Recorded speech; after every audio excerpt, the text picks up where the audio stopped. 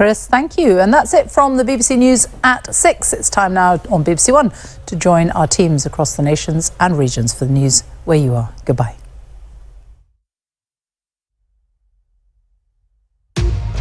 Sophie, thank you. Good evening. Racism, misogyny and homophobia at the heart of the Metropolitan Police Force. Tonight on BBC London, a special programme on what it means for Londoners and what needs to change.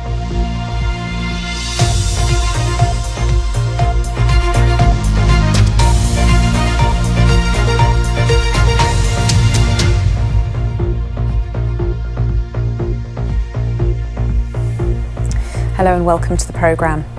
Police officers jailed for rape, sexual assault and murder. Systemic racism, misogyny and homophobia. Women and children failed. Londoners put last. In the report, officers described bullying, harassment, degrading initiation rituals. One Muslim officer had bacon put inside his boots. The report also found that women had been let down. Forensic samples used as evidence in rape cases lost because they were stored in broken down fridges. Juliana is one of the women who took part in the review. She was raped by her ex-boyfriend and says a Met officer made inappropriate comments. She complained, but investigation found no wrongdoing. She too worries if the force will change. How much more data are we expecting to get until real change? Welcome to Sportsday. I'm Catherine Downs. Coming up tonight, back to save their season, Roy Hodgson returns to Crystal Palace. A safe pair of hands or an uninspiring choice? Fans are divided.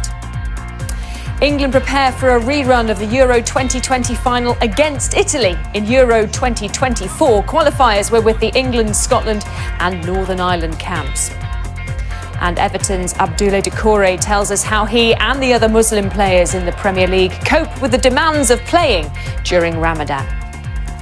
Also coming up for you tonight, two greats of British women's sport call time on their international careers. England rugby captain Sarah Hunter and hockey heroine Maddie Lynch. So many times people keep saying to me, you know when you know, and you're like, God, I'm fed up of hearing that saying, like, what do you mean? And then for me, that's exactly what happened. It just became very clear that I knew.